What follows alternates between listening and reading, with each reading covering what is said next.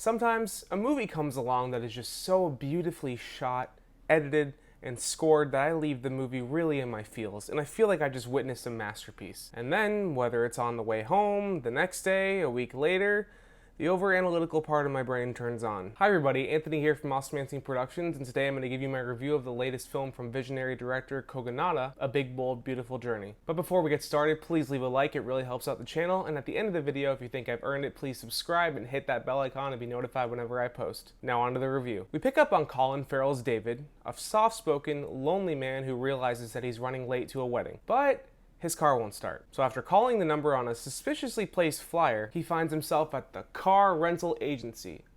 That's literally its name, where he has a brief but ethereal conversation with two clerks, played by Kevin Kline and Phoebe Waller-Bridge, before being sent on his way in one of two 1994 Saturns with a very unique GPS inside. At the wedding, he meets Margot Robbie's Sarah, a mysterious, flirtatious woman who just so happened to also rent a 1994 Saturn with the unique GPS from that exact agency. David hits it off with Sarah, but ultimately decides not to pursue anything with her. But fate has other ideas, and once their GPSs ask them if they want to take a big, bold, beautiful journey. Do you want to go on a big, bold, beautiful journey?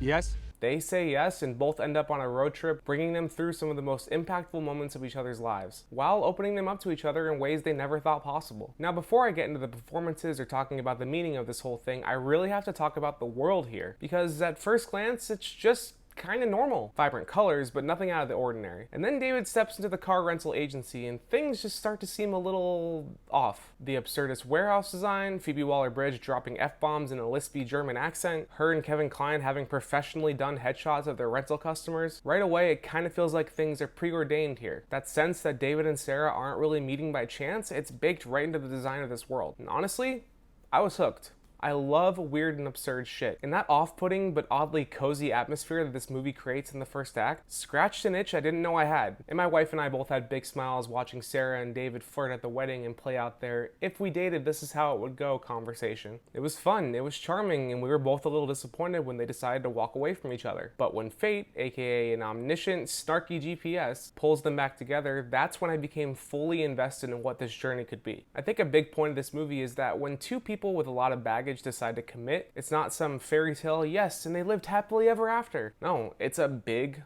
bold, beautiful journey, full of diving into each other's scars, traumas, mistakes, learning about the worst tendencies of the other person, and figuring out how to grow together despite it all. And as someone who's still relatively early into his marriage, 4.5 years, we've been together for 8, that idea really hit me because I've lived it. And the film hammers it home with some powerful set pieces, like David reliving a high school heartbreak the opening night of a musical that he's in, with Colin Farrell giving a really great performance of the opening number of How to Succeed at Business Without Really Trying, or Sarah revisiting the day her mother died with her mother being played by Lily Rabe, while she also tries to reframe it in her favor, with Margot Robbie playing that scene in such a restrained yet quietly shattering way. These scenes just work. They tug at your heartstrings, but more importantly, they let us see how David and Sarah are now understanding each other, and maybe even healing each other. Now let's talk visuals. Kogonada is obsessed with architecture, symmetry, and stillness, and it shows in every frame here. David framed in the cavernous rental warehouse in the beginning makes him feel small, isolated. Sarah framed in tight, suffocating hospital corridors makes you feel trapped in her grief right alongside her. And then there's those bizarre, whimsical doors that the characters keep stepping through. In the middle of a field, on the top of a billboard, the absurdity matches the surreal beauty of this story. Combine that with Studio Ghibli alums Joe Hisashi's delicate piano and string score, and you get this emotional fog that delivers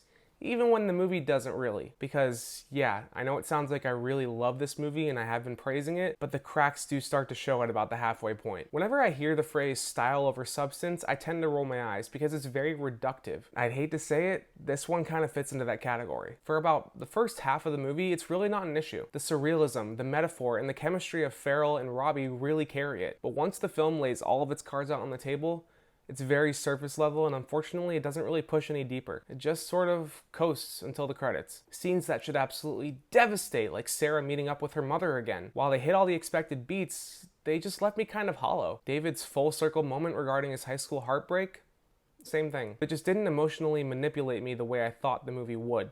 And I'm someone that cries in a lot of movies, and that's the problem.